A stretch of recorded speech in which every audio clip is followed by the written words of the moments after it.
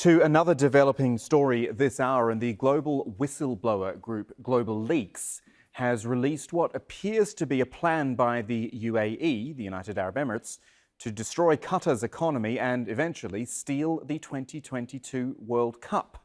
Now, this plan was found, it seems, in the email account of Yusuf Al-Otaiba. He is the UAE ambassador to the United States, and we've heard plenty of these leaks already. Global Leaks handed over the files to the online news outlet The Intercept. Now, we've got Ryan Grimm with us now, who is the DC bureau chief at The Intercept.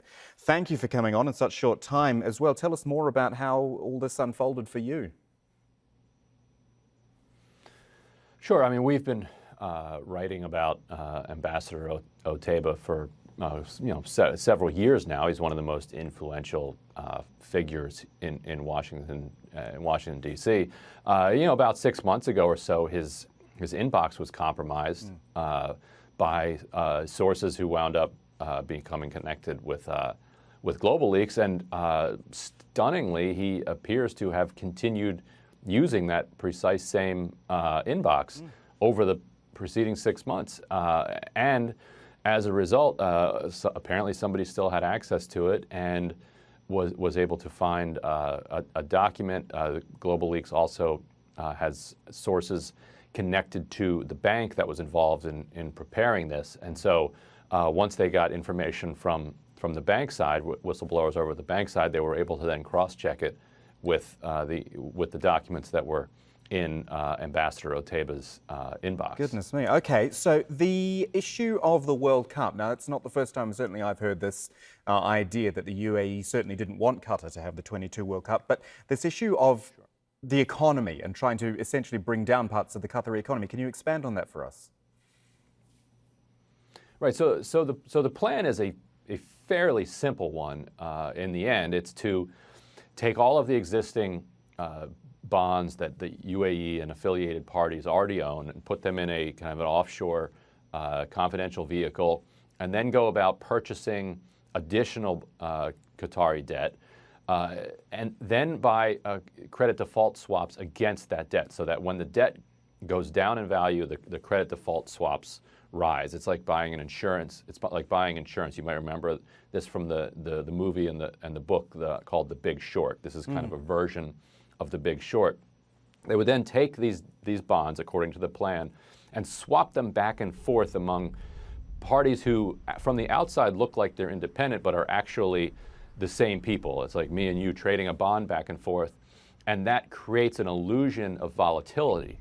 And with people aware that there's this political crisis going on, then the plan is they see this enhanced volatility, and traders start to panic and say, oh my God, something must be going on here. We need to sell our own Qatari debt, which drives the price down further. That rises, that increases the price of the CDS, which then puts pressure on the currency, the Qatari currency, which requires Qatar then to bring in dollars to prop up its currency.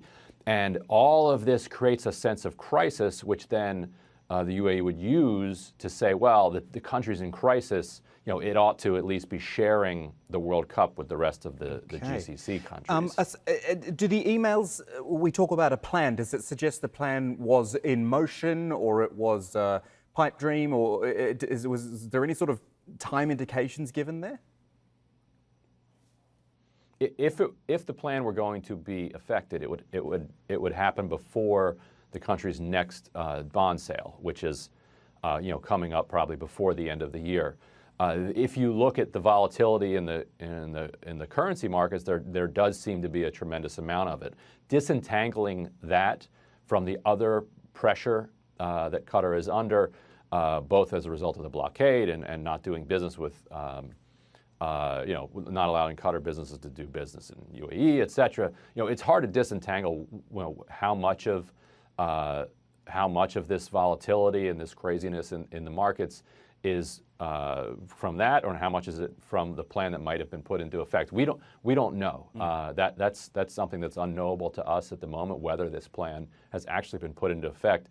The big problem for the plan, which the document itself acknowledges, is that the Qatari debt market is very illiquid. It's very hard to buy and sell these products. It's not like the U.S. Treasury market where you can easily move them back and forth. Right. And so as they drive the prices down, then they're stuck holding a huge amount of debt that they have massively devalued. So it would cost them hundreds of millions of dollars because the insurance that they would buy off would not make up for the amount that they would end up losing on holding this debt that they have now artificially suppressed. Ryan Grimm from The Intercept, very interesting talking to you, and we thank you for coming on the News Grid. Much appreciated. You got it.